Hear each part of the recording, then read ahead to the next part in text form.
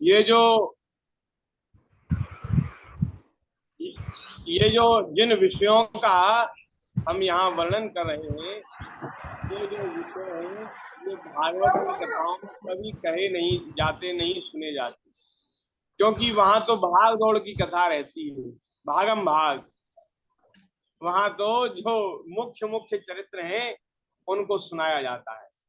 भगवान ने सृष्टि को सृजन किया, सृष्टि का निर्माण किया, और उनके नाभि से ब्रह्मा जी निकले, ब्रह्मा जी ने फिर सब लोगों की रचना की, मनुष्यों की। इस प्रकार से वहां सुना दिया जाता है कैसे रचना की, कैसे कैसे किस किस चीज की उत्पत्ति हुई, इस चीज का वर्णन वहां नहीं किया जाता। अब हम लोग यहाँ बैठ करके चर्चा कर रहे हैं, समय का कोई बंधन नहीं है। अब महाराज ऐसा संयोग दोबारा कब बनेगा? अगर ये विषय हमने छोड़ दिया तो ये छूटा ही रह जाएगा। इसलिए ऐसा संयोग दोबारा नहीं बनेगा। इसलिए हम हमारे मन में था कि इस विषय को कह दें, थोड़ा वर्णन कर लें, जिससे जो भी बात हमारी समझ में आएगी, कम से कम कुछ तो, ज्यादा नहीं तो कुछ ना कुछ तो समझ में पड़ेगा ही। और बार बार सुनने से, बार बार कहने से ये सब विषय जो है वो समझ में आने लगते हैं। बोलिए भक्त वत्सल भगवान की जय। भगवान के नेत्रों से तेज जो हम दर्शन करते हैं, किसी के तेज का दर्शन करते हैं, तो दर्शन करने की शक्ति नेत्रों से उत्पन्न हुई है। और भगवान के जो नेत्र गोलक हैं, उससे स्वर्ग की उत्पत्ति हुई है। और सूर्य भगवान भी नेत्र गोलकों से उत्पन्न हुए हैं। सूर्य जो है भगवान के नेत्रों से उत्पन्न हुए। समस्त दिशाएं पवित्र करने वाले तीर्थ ये कानों से उत्पन्न हुए हैं, तथा आकाश और शब्द श्रोतेंद्रिय से, ये भी जो कान की जो इंद्रिय है उससे निकले हैं। उनका शरीर संसार की सभी वस्तुओं के सारभाग तथा सौंदर्य का खजाना है।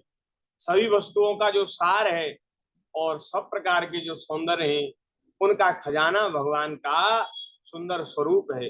माने जो सुंदरता जहां निकली है, सुंदरता जहां कहीं दिखती है, वो सुंदरता हमारे भगवान में से ही आई है, ठाकुर जी में से ही सारी सुंदरता आई है। सारे यज्ञ, स्पर्श और वायु उनकी त्वचा से निकले हैं।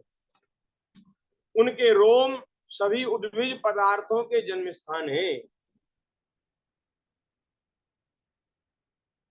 और महाराज केवल उन्हीं के जिनसे यज्ञ संपन्न होते हैं, उनके केश, दाढ़ी, मूछ और नखों से मेघ, बिजली, शिला एवं लोहा आदि धातुएं तथा भुजाओं से प्राय संसार की रक्षा करने वाले लोकपाल प्रकट हुए हैं।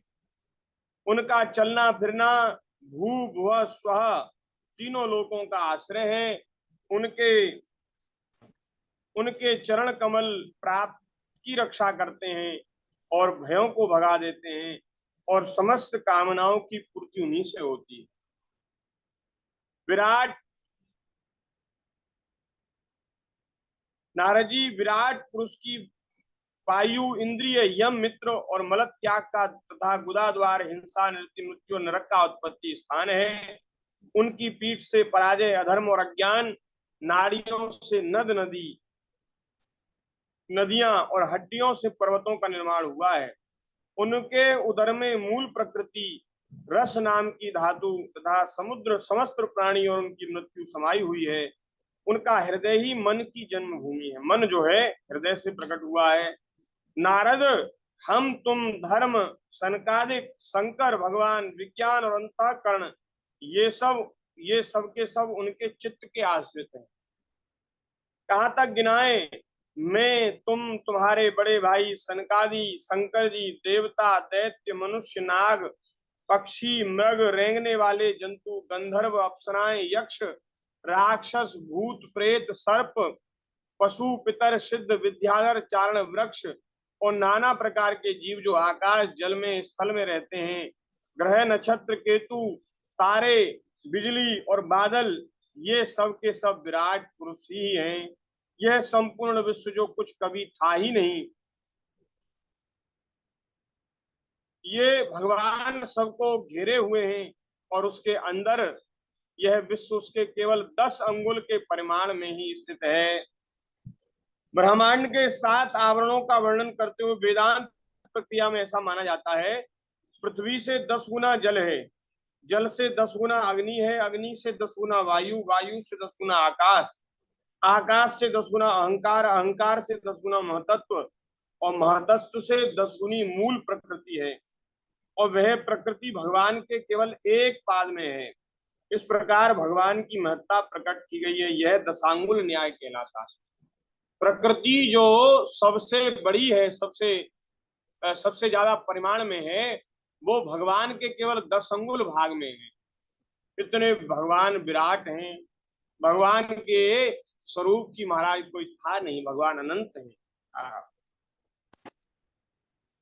जैसे सूर्य अपने मंडल को प्रकाशित करते हुए बाहर भी प्रकाश फैलाते हैं, वैसे ही पुराण पुरुष परमात्मा भी संपूर्ण विराट विग्रह को प्रकाशित करते हुए उसके बाहर भीतर सर्वत्र एक रस प्रकाशित हो रहा है।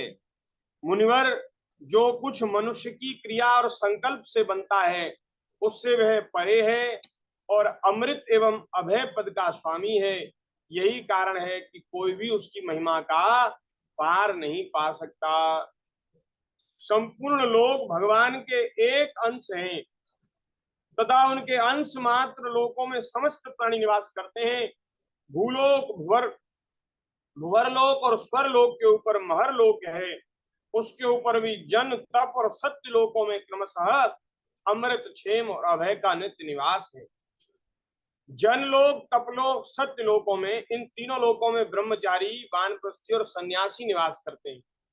जो वानप्रस्थी अपने धर्म का आचरण करते, जो ब्रह्मचारी और सन्यासी अपने धर्म का आचरण करते, उनको इन पवित्र लोकों में, श्रेष्ठ लोकों में स्थान मिलता है। दीर्घकालीन ब्रह्मचर्य से रहित गृहस्थ भूलोक, भुवरलोक और स्वर्गलोक में जाते हैं।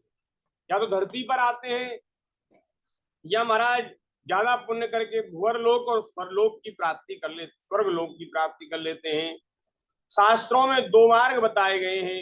एक तो अविद्या रूप कर्म मार्ग, जो सकाम पुरुषों के लिए है, जो कामना से कर्म करते हैं, अविद्या के द्वारा ग्रसित हैं और वे नाना प्रकार की कामनाओं से प्रेरित होकर के तमाम तरह के कर्म करते हैं। एक तो ये मार्ग है।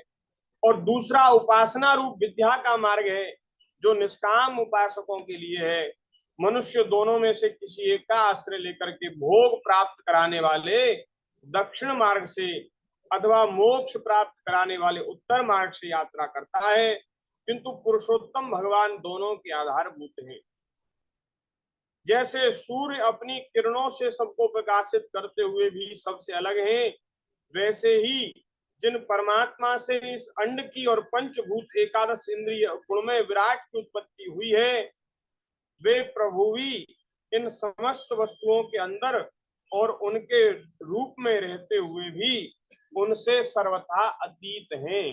भगवान का इनमें स्पर्श नहीं, इनसे संबंध नहीं, संपर्क नहीं। भगवान अतीत हैं, इंद्रिया अतीत हैं, मना अतीत हैं, बुद्धि के भी अतीत हैं, बुद्धि से भी अतीत हैं।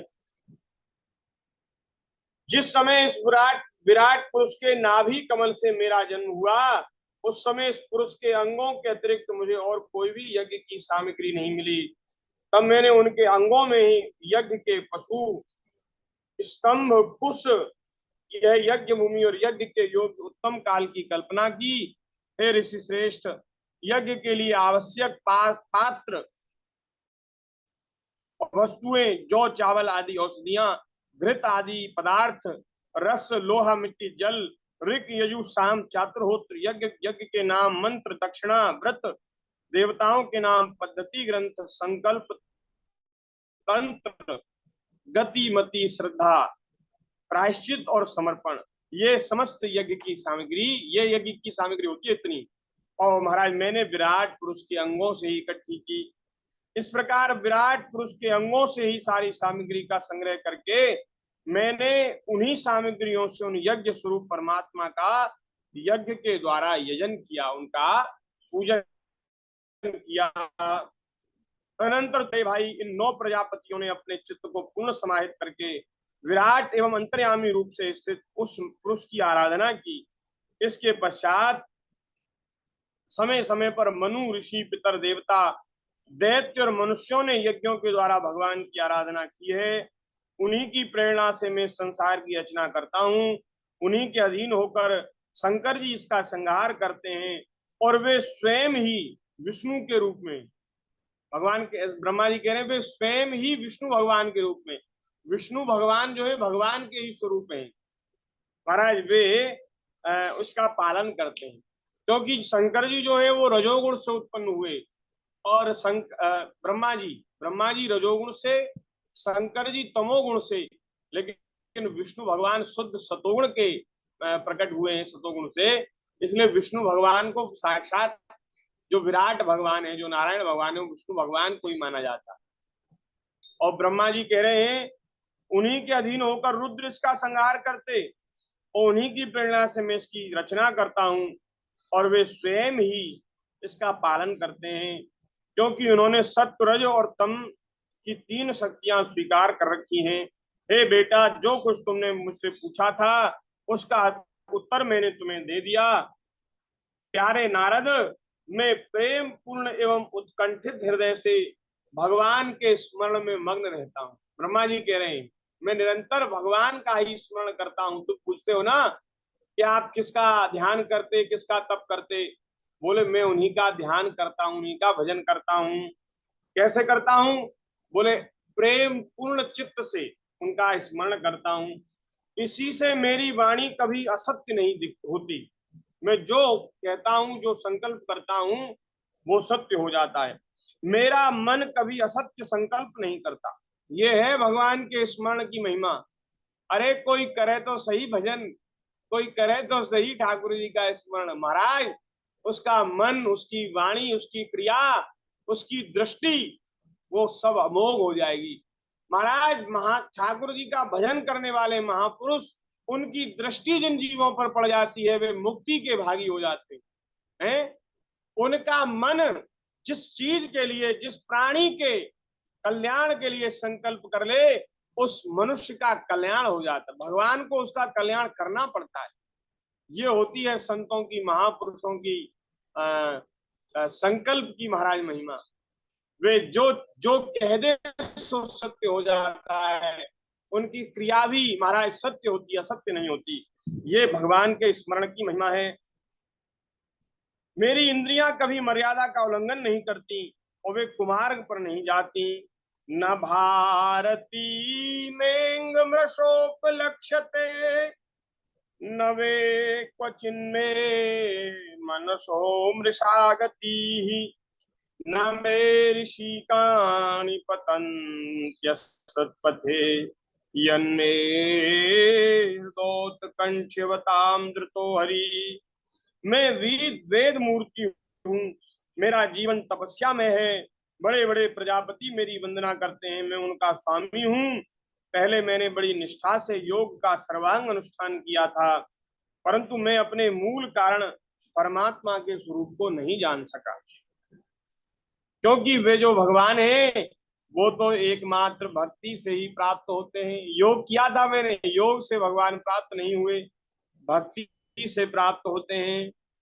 अब महाराज मैंने परम मंगल में और शरण में आए हुए भक्तों को जन्म मृत्यु से छुड़ाने वाले परम कल्याण स्वरूप भगवान के चरणों का आश्रय लिया।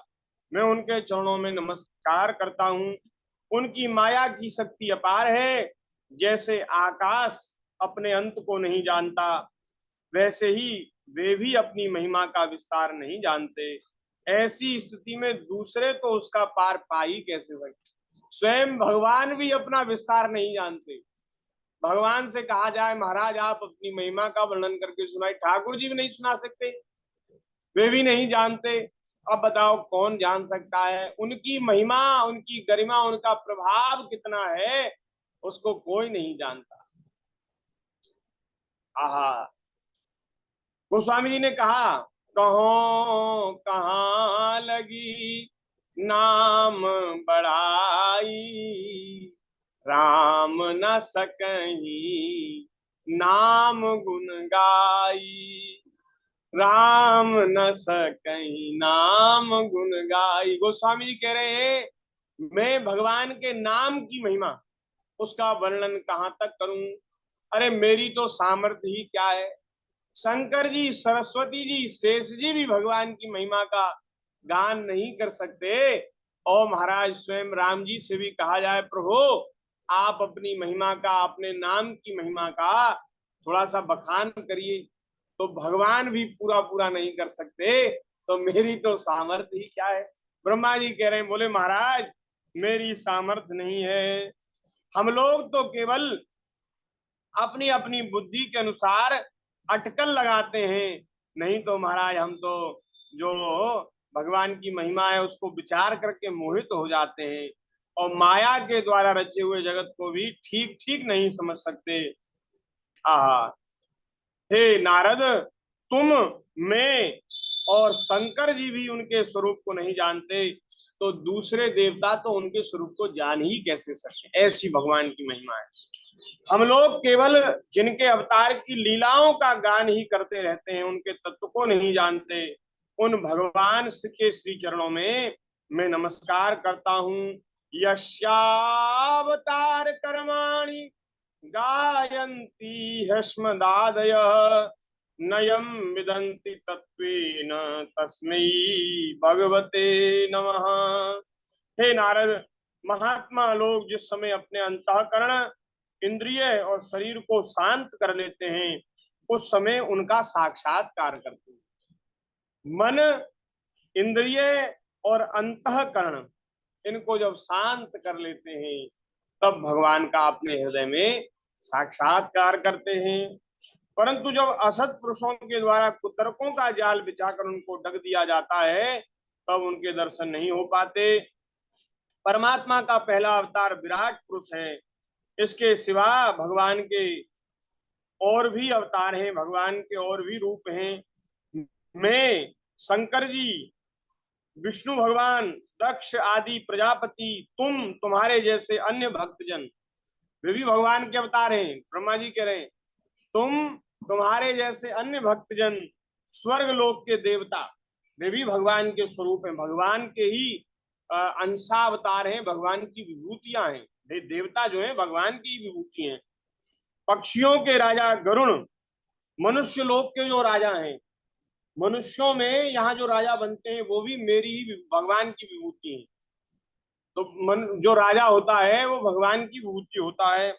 नीचे के लोग हैं उनके राजा गंधर्व, विद्याधर, यक्ष, राक्षस, सांप और नागों के स्वामी, इन सब के जो स्वामी होते हैं वो महर्षि, पितृपति, जो पितरों के जो स्वामी होते हैं। एक जो अर्यमा जो पितर हैं, पितृलोक में एक पितरों के स्वामी होते, जैसे स्वर्ग लोक में देवताओं के स्वामी इंद्र हैं, ऐसे ही पितृलोक में पितरों के स्वामी अर्यमा है, अर्यमा नाम के पितर हैं।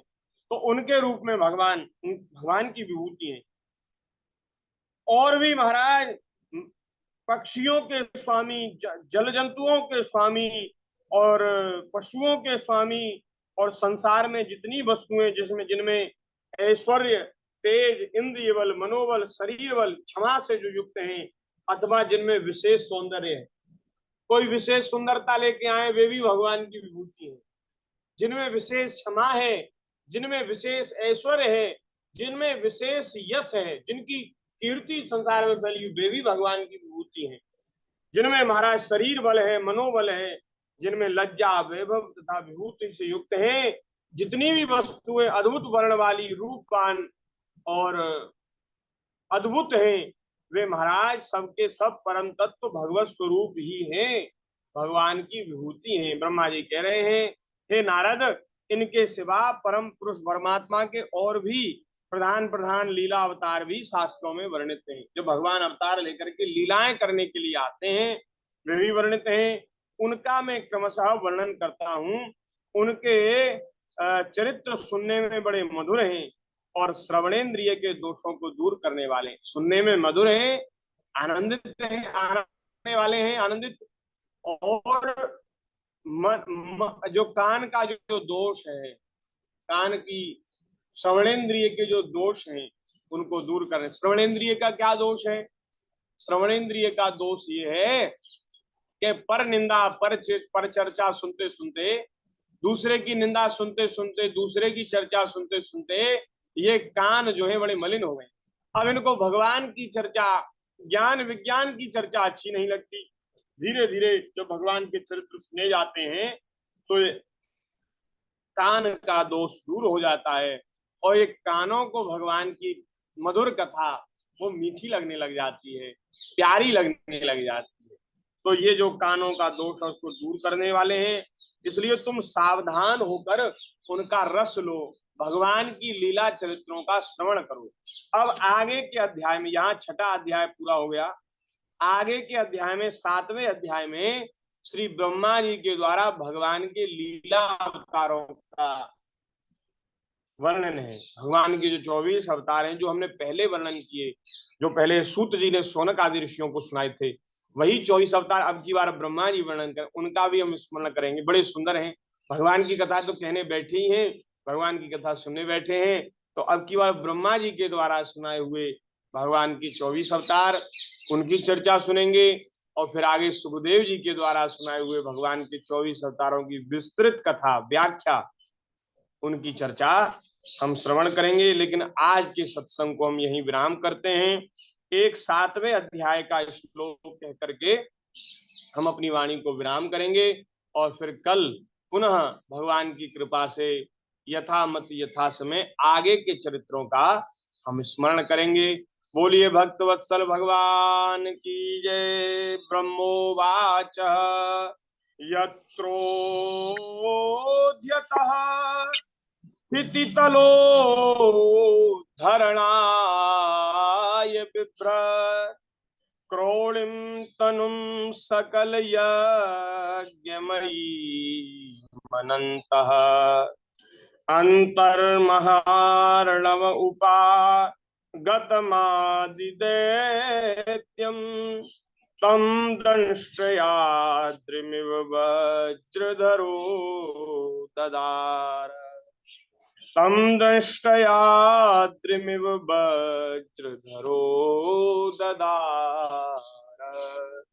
इस श्लोक की जो व्याख्या है, अर्थ है, उसका स्मरण हम कल करेंगे। बोलिए भक्त वत्सल भगवान की जय।